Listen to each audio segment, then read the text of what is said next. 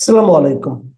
প্রিয় দর্শক, অন্য মঞ্চের আলাপচারিতায় আপনাদের সকলকে আমন্ত্রণ জানাচ্ছি।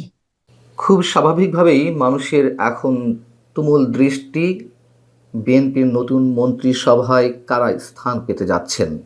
তার চেয়েও সম্ভবত মানুষের কাছে অন্যতম একটি আকর্ষণীয় বিষয় রাষ্ট্রপতি পদে কে বসতে যাচ্ছেন। যেহেতু রাষ্ট্রপতির পদ নিয়ে অনেক আগেই থেকেই অনেক ধরনের গুঞ্জন মানুষের মধ্যে রয়েছে এবং সেই গুঞ্জনের বাস্তবায়ন ঘটে কিনা সেটি মানুষ দেখার অপেক্ষায় রয়েছে। নিশ্চয় বুঝতে পারছেন যে কার কথা বলছি। আগে একটু মন্ত্রিপরিষদ নিয়ে বলি। নতুন মন্ত্রিসভায় একটা চমক থাকতে পারে বলে শোনা যাচ্ছে, যদিও এই চমকের কথা আমরা বিভিন্ন মন্ত্রিসভা গঠনের আগে শুনে থাকি, শেষমেশ মানুষ হতাশ হয়। তবে নিঃসন্দেহে বিএনপি যে ল্যান্ডস্লাইড বিজয় অর্জন করেছে সেক্ষেত্রে তারেক রহমানকে অনেক হিসেব নিকেশ করেই পথ চলতে হবে এবং মানুষের ধারণা তিনি নিজেকে আমূল বদলে ফেলেছেন। বিচক্ষণতার পরিচয় বা দূরদর্শিতার পরিচয় তিনি দেবেন এমনটাই মনে করা হচ্ছে দলের মধ্য থেকেও।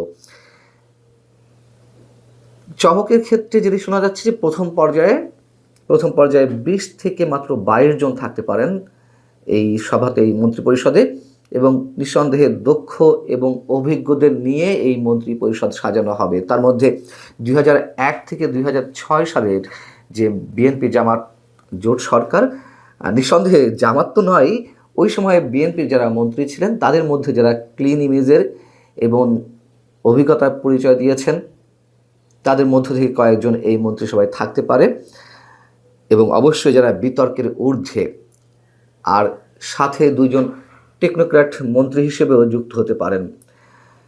এখন আগে একটু রাষ্ট্রপতির বিষয়টি বলে নিই। গুঞ্জন ছিল বিশেষ একজন ব্যক্তিকে নিয়ে যে তিনি রাষ্ট্রপতি হতে পারেন। তিনি হচ্ছেন বর্তমান প্রধান উপদেষ্টা ডক্টর মোহাম্মদ ইউনূস। কারণটি হচ্ছে তিনি সবসময় ক্ষমতার মধ্যে থাকতে চান, তিনি চেয়ার ছাড়তে চান না, এই ধরনের কথা রয়েছে। অনেকের ধারণা যে গণভোটটি অনুষ্ঠিত হলো বিতর্কের সঙ্গে, সেই গণভোট তো একটা বিশেষ উদ্দেশ্যকে সামনে রেখে অনুষ্ঠিত হয়েছে এবং যেখানে সবচেয়ে বড় যে বিষয়টি তা হচ্ছে প্রধানমন্ত্রী এবং রাষ্ট্রপতির মধ্যে ক্ষমতার ভারসাম্য আনা। কোনো কোনো ক্ষেত্রে প্রধানমন্ত্রীর চেয়েও রাষ্ট্রপতির ক্ষমতা এখানে অনেক বাড়ানো হচ্ছে যদি গণভোটের যে বিষয়টি সেটি বাস্তবায়ন হয় সংস্কার প্রক্রিয়ার সঙ্গে। এবং ডক্টর মোহাম্মদ ইউনূসেরও একটি সুপ্ত বাসনা রয়েছে বলে অনেকেই মনে করেন। এটি আবার আলোচনায় এনেছেন ব্রিটিশ সাংবাদিক ডেভিড বার্গম্যান। তিনি তার একটি লেখাতে বলছেন যে ডক্টর ইউনূসের রাষ্ট্রপতিত্ব বাংলাদেশের জন্য যথেষ্ট উপকারী হতে পারে। তিনি নানান দিক বিশ্লেষণ করে বলছেন, কিন্তু আসলে কতটা উপকারের হতে পারে, এই 18 মাসে কি হয়েছে, ডক্টর মোহাম্মদ ইউনূস তার নিজের ইমেজটাও বা কোথায় নিয়েছেন সেটিও ডেভিড বার্গম্যান বলছেন। তিনি বলছেন যে অনেকের সমালোচনা সত্ত্বেও তিনি আন্তর্জাতিকভাবে যথেষ্ট সম্মান অর্জন করে চলেছেন এবং অন্য কোথাও বাংলাদেশি ব্যক্তির আন্তর্জাতিক মর্যাদার তুলনা করা যায় না। মানে তার ক্ষেত্রে আমি তার এই বক্তব্যের সঙ্গে একেবারেই একমত নই।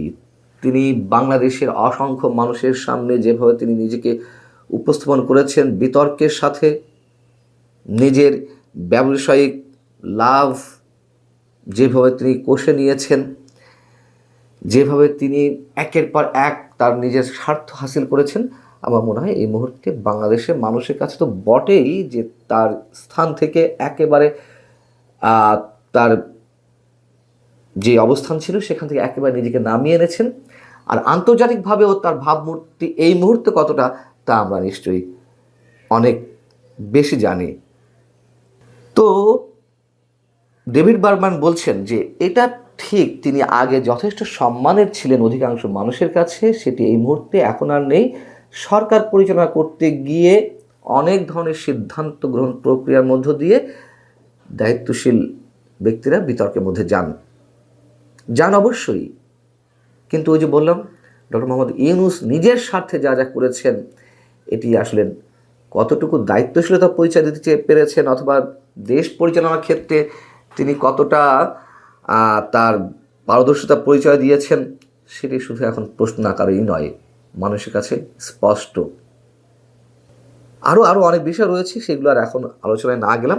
যাই হোক, তিনি একটি যে সিগনিফিক্যান্ট বিষয় তুলে ধরেছেন ডেভিড বার্গম্যান, তা হচ্ছে লন্ডন বৈঠকে গত 2025 জুনে যে বৈঠকটি অনুষ্ঠিত হয়েছিল তারেক রহমানের সঙ্গে, সেখানে নাকি তারেক রহমান ডক্টর মোহাম্মদ ইউনূসকে প্রস্তাব দিয়েছিলেন বিএনপি যদি ক্ষমতায় আসে তাহলে তাকে রাষ্ট্রপতি করা হবে। আসলেই এমন কিছু দিয়েছিলেন কিনা নিশ্চিত নই আমরা, তবে গুঞ্জন একটি ছিল, এটাও সত্য কথা। কিন্তু ডেভিড বার্গম্যান বলছেন, যেটি প্রথমে বলছিলাম, যে গণভোট অনুষ্ঠিত হয়েছে তার মাধ্যমে যদি সংস্কার প্রক্রিয়া সম্পন্ন হয় সেক্ষেত্রে রাষ্ট্রপতির ক্ষমতা অনেক বেশি বেড়ে যাচ্ছে। সেই জায়গা থেকে তারেক রহমান এখন আর নিজে ইন্টারেস্টেড নন ডক্টর মোহাম্মদ ইউনূসকে কেন্দ্র করে রাষ্ট্রপতির বিষয়টি চিন্তাভাবনা করার। এবং নিঃসন্দেহে আমি মনে করি তারেক রহমান এই ধরনের কোনো সিদ্ধান্ত নিল, অর্থাৎ ডক্টর মোহাম্মদ ইউনূসকে যদি রাষ্ট্রপতি পদে বসানোর চিন্তাভাবনা করেন বা সিদ্ধান্ত নেন, অবশ্যই প্রথমেই অনেক বড় ভুল একটি সিদ্ধান্ত তিনি নেবেন। যদি ডক্টর মোহাম্মদ ইউনূসের বিষয়টি একেবারে বাদ দিই, তাহলে যেটি জানা যাচ্ছে দলের মধ্য থেকে রাষ্ট্রপতি পদে একাধিক ব্যক্তির নাম শোনা যাচ্ছে। তার মধ্যে 1 নম্বরে রয়েছেন দলের বর্তমান মহাসচিব মির্জা ফখরুল ইসলাম আলমগীর। আরও যে দুজনের নাম শোনা যাচ্ছে সেটি হচ্ছে যে প্রবীণ নেতা, স্থায়ী কমিটির অন্যতম সদস্য, আগেও যিনি মন্ত্রী ছিলেন, ডক্টর আব্দুল মঈন খান, এবং দলের জন্য অন্যতম এক নিবেদিত প্রাণ, বর্ষিয়ান নেতা, স্থায়ী কমিটির সদস্য ডক্টর নজরুল ইসলাম খান। তবে যতটুকু জানা গেছে, হয়তো নজরুল ইসলাম খানকে শেষমেশ প্রধানমন্ত্রীর বা তারেক রহমান যখন প্রধানমন্ত্রী হিসেবে ওত নেবেন তার রাজনৈতিক উপদেষ্টা হিসেবে তাকে মনোনীত করতে পারেন, আর ডক্টর আব্দুল মঈন খানকে স্পিকার হিসেবে নিয়োগ দেওয়ার সম্ভাবনা রয়েছে। মন্ত্রী পরিষদের সদস্য হিসেবে যাদের নাম শোনা যাচ্ছে মন্ত্রণালয়ের সহ, সেটি হচ্ছে যে যোগাযোগ মন্ত্রণালয়ের জন্য মির্জা আব্বাস, স্থানীয় সরকার বিষয়ক মন্ত্রণালয়ের জন্য সালাউদ্দিন আহমেদ। এটি মোটামুটি নিশ্চিত যে তিনি এটি পাবেন, আমিও মনে করি। মানে খুবই গুরুত্বপূর্ণ একটি মন্ত্রণালয় এবং দলের মধ্যে অন্যতম গুরুত্বপূর্ণ নেতা এই মুহূর্তে সালাউদ্দিন আহমেদ। আমির খসরু মাহমুদ চৌধুরীকে দেওয়া হতে পারে বাণিজ্য মন্ত্রণালয় এবং নওমা এহসানুল হক মিলনকে শিক্ষা মন্ত্রণালয়ের দায়িত্ব দেওয়া হতে পারে। নিঃসন্দেহে ডক্টর এহসানুল হক মিলন তিনি যখন শিক্ষা প্রতিমন্ত্রী ছিলেন অবশ্যই তিনি যথেষ্ট সফলতা পরিচয় দিয়েছেন, এ কথা আমাদের স্বীকার করতেই হবে।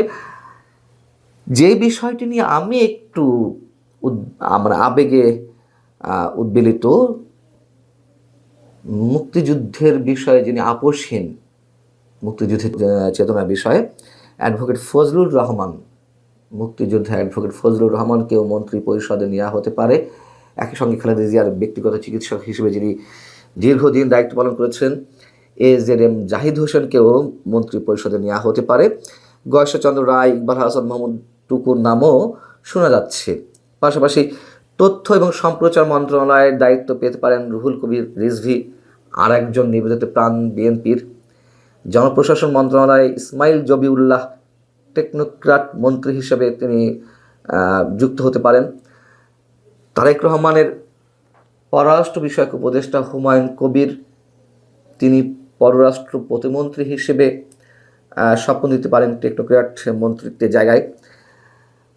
আর স্বরাষ্ট্র প্রতিমন্ত্রী হিসেবে নাম শোনা যাচ্ছে শহীদউদ্দিন চৌধুরী অ্যানির নাম, সাবেক ছাত্রনেতা। নারীদের মধ্যে থেকে যার নাম শোনা যাচ্ছে তিনি হচ্ছেন নীলোফার চৌধুরী মনি, যথেষ্ট ক্লিন ইমেজের। এবার তিনি নমিনেশন চেয়েছিলেন, তিনি পাননি, এবং দলের মধ্যে বাইরে তাকে অনেক বেশি ক্লিন ইমেজের একজন ব্যক্তি হিসেবে মনে করা হয়, সাবেক সংসদ সদস্য, এবং তিনি যথেষ্ট স্পষ্টবাদী, এটি অনেকেই মনে করেন।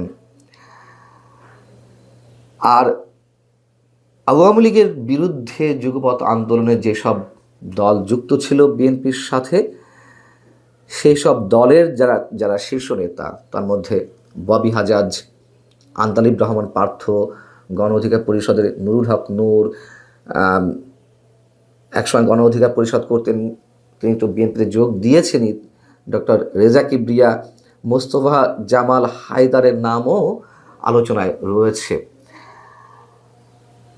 যাদের নামই আসুক না কেন, যেহেতু তারেক রহমান এরই মধ্যে মানুষের মধ্যে তার নিজের সম্পর্কে অন্যরকম একটা ইতিবাচক ধারণা সৃষ্টি করতে পেরেছেন, সেই জায়গা থেকে তিনি বিচক্ষণতা পরিচয় দিবেন নতুন মন্ত্রী পরিষদ গঠনের ক্ষেত্রে, এটুকু মানুষ আশা করে। দেখা যাক কি হয়। তারেক রহমান প্রধানমন্ত্রী, কে হচ্ছেন বাংলাদেশের পরবর্তী রাষ্ট্রপতি? নিরঙ্কুশ সংখ্যাগরিষ্ঠতা নিয়ে সরকার গঠন করতে যাচ্ছে বাংলাদেশ জাতীয়তাবাদী দল বিএনপি। দলের হাইকমান্ড থেকে আগেই পরিষ্কার করা হয়েছে নতুন বাংলাদেশের হাল ধরবেন তারেক রহমান। কিন্তু পর্দার আড়ালে এখন সবচেয়ে বড় প্রশ্ন, কে হচ্ছেন বাংলাদেশের পরবর্তী রাষ্ট্রপতি? বঙ্গভবনের সিংহাসনে কে বসছেন তা নিয়ে রাজনৈতিক অঙ্গনে চলছে চুলচেরা বিশ্লেষণ। আলোচনার শুরুতে যে নামটি সবচেয়ে জোরালোভাবে আসছে তিনি হলেন বিএনপির স্থায়ী কমিটির সদস্য নজরুল ইসলাম খান। মজার ব্যাপার হলো, এবারের নির্বাচনে তিনি প্রতিদ্বন্দ্বিতা করেননি, কিন্তু বিএনপির নির্বাচন পরিচালনা কমিটির চেয়ারম্যান হিসেবে গুরুত্বপূর্ণ ভূমিকা পালন করেছেন। তার দীর্ঘ রাজনৈতিক জীবনে তিনি কোনোদিন কোনো মন্ত্রণালয়ের দায়িত্ব পালন করেননি। তবে জিয়ার আদর্শের রাজনীতিতে তার চেয়ে বিশ্বস্ত মুখ খুব কমই আছে। তিনি কুয়েতে বাংলাদেশের রাষ্ট্রদূত হিসেবে অত্যন্ত দক্ষতার সাথে দায়িত্ব পালন করেছেন একসময়। রাজনৈতিক বিশ্লেষকরা বলছেন, নজরুল ইসলাম খানকে রাষ্ট্রপতি করার পেছনে বড় কারণ হতে পারে বিশ্বস্ততার পুরস্কার। বিএনপি যখন কঠিন সময় পার করেছে, তখন এই প্রবীণ নেতা দলের স্তম্ভ হয়ে দাঁড়িয়েছিলেন। তার এই দীর্ঘ অভিজ্ঞতা ও দলের ভেতর সর্বজন গ্রহণযোগ্যতা তাকে রাষ্ট্রপতি পদের দৌড়ে অনেকখানি এগিয়ে রাখছে। জিয়া পরিবারের বিশ্বস্ত এই মানুষটিকে রাষ্ট্রপ্রধানের চেয়ারে বসিয়ে বিএনপি তাদের অভিজ্ঞতার ভারসাম্য রক্ষা করতে চায়। কিন্তু মুদ্রার উল্টো পিঠও আছে। রাজনৈতিক অঙ্গনে জোর গুঞ্জন, ডক্টর মোহাম্মদ ইউনূস ক্ষমতা ছাড়ছেন না। প্রশ্ন উঠেছে, জুলাই সনদে রাষ্ট্রপতির ক্ষমতা বাড়ানো কি তাহলে কোনো বিশেষ পরিকল্পনার অংশ? আপনারা জানেন, ডক্টর ইউনূস আন্তর্জাতিকভাবে মোটামুটি একজন পরিচিত মানুষ। বিগত বেশ কয়েকটি নির্বাচনেই একটা গুঞ্জন ছিল যে বিএনপি যদি কখনো ক্ষমতায় আসে তখন বিএনপি তাদের রাষ্ট্রপতি হিসেবে বেছে নেবেন ডক্টর ইউনূসকে। এমনকি বর্তমান অন্তর্বর্তীকালীন সরকারের প্রধান হিসেবে দায়িত্ব পালন করার পর তিনি এখন আরও নোবেল পুরস্কার তো আছেই, আরও দেশটা কেমন চালিয়েছেন, ভালো না খারাপ সেটি বিবেচ্য বিষয় নয়, কিন্তু তিনি বাংলাদেশের সরকার প্রধান হিসেবে দায়িত্ব পালন করেছেন। ইতিমধ্যে বিশ্বব্যাপী তার পরিচয় গড়ে উঠেছে বাংলাদেশের সরকার প্রধান হিসেবে। সেই জায়গা থেকে সরকার প্রধান পরিচিত বাংলাদেশের, তাকে কি বিএনপি দায়িত্ব দেবেন? এখন আসা যাক রিস্ক ফ্যাক্টরে। বিএনপি কি দল বহির্ভূত কাউকে এমন শক্তিশালী রাষ্ট্রপতি পদে বসাবে, বিশেষ করে যখন জুলাই সনদে রাষ্ট্রপতির ক্ষমতা বাড়ানো হয়েছে? ডক্টর ইউনূসের পক্ষের কিছু কিছু মানুষ মনে করেন যে ডক্টর ইউনূসকে রাষ্ট্রপতি করা হলে আন্তর্জাতিক সম্প্রদায়ের কাছে সরকারের গ্রহণযোগ্যতা কয়েক গুণ বেড়ে যাবে। তবে ভিন্ন কথাও আছে। আজকে ডক্টর ইউনূসকে কোন আন্তর্জাতিক অঙ্গন চায় সেটিও খুব বিবেচনা করবার একটা বিষয় আছে। বিশেষ করে আমার সবচেয়ে নিকট প্রতিবেশী ভারতের সাথে ডক্টর ইউনূস কি খেলাটা খেললেন গত 1.5 বছরে। আজকে আমি গতকালকের একটা ভিডিওতে আলাপ করেছি যে বাংলাদেশের এই যে নির্বাচন, এই নির্বাচনটায় কার জয় কার পরাজয়, পশ্চিমারা জিতলো নাকি আমার নিকট প্রতিবেশী দেশ ভারত জিতলো? আমরা কিন্তু সব বিচার বিশ্লেষণে ভারতের জয় হবার সম্ভাবনাটাও কিন্তু দেখেছি। আজকে যদি বিএনপি ডক্টর ইউনূসকে রাষ্ট্রপ্রধান করে, তাহলে ভারতের সাথে সম্পর্ক কিন্তু এই যে সম্পর্কের যে একটা শৈথিল্য, সম্পর্ক যে উষ্ণতার দিকে যাচ্ছে, এই উষ্ণতার দিকে যাওয়াটা কিন্তু বাধাগ্রস্ত হবে।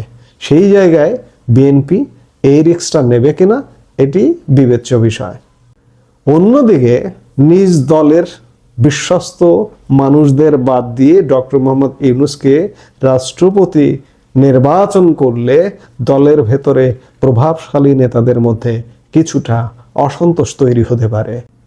সার্বিক বিচার বিশ্লেষণ করে যদি দেখা যায় যে ডক্টর ইউনূসকে রাষ্ট্রপতি করবার মতো এই ক্যালকুলেটেড রিস্ক কি বিএনপি নেবে, এটি এখন দেখার বিষয়। আবার অন্যদিকে বলতে হয় যে যদি জামাত আজকে সরকারে যেত বা সরকার গঠন করত, তাহলে আপনি মোটামুটি নিশ্চয়তা দিয়ে বলতে পারতেন যে জামাতের রাষ্ট্রপতি হচ্ছে ডক্টর ইউনূস। কিন্তু সত্যিকার অর্থে আমার মতামত যদি বলেন যে বিএনপি ডক্টর ইউনূসকে রাষ্ট্রপতি বানাবে না। ফার্স্ট প্রায়োরিটিতে নজরুল ইসলাম খান, এর বাইরে আরও কিছু নাম আছে, আমরা সেগুলোর কথাও বলছি পর্যায়ক্রমে।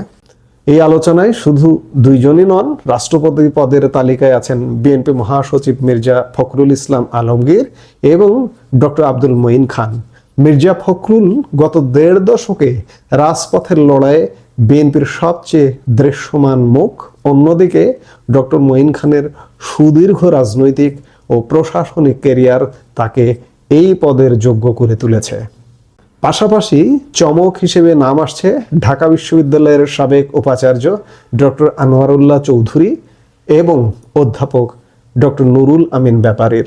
অর্থাৎ বিএনপি যে একটি ভারসাম্যপূর্ণ নির্বাচিত ও অনির্বাচিত সমন্বয়ের মন্ত্রিসভা ও রাষ্ট্র কাঠামো গড়তে চাচ্ছে, তা এই নামগুলোর তালিকা থেকেই স্পষ্ট। দর্শক, বিএনপি এখন এক ঐতিহাসিক সন্ধিক্ষণে দাঁড়িয়ে একদিকে দলের দীর্ঘদিনের ত্যাগী নেতাকর্মীদের মূল্যায়ন, অন্যদিকে আন্তর্জাতিক মহলের সন্তুষ্টি, অসন্তুষ্টি এবং রাষ্ট্রের স্থিতিশীলতা রক্ষা। ডক্টর ইউনূস কি শেষ পর্যন্ত বঙ্গভবনে থেকে যাচ্ছেন, নাকি নজরুল ইসলাম খানের মতো কোনো বিশ্বস্ত রাজনীতিক দেশের প্রধান হতে যাচ্ছেন? তার উত্তর হয়তো কয়েকদিনের মধ্যেই মিলবে।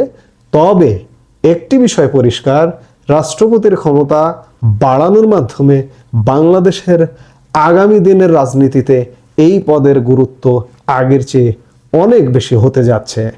আপনার কি মনে হয়, ডক্টর ইউনূস নাকি নজরুল ইসলাম খান, কাকে দেশের রাষ্ট্রপতি হিসেবে দেখতে চান আপনি?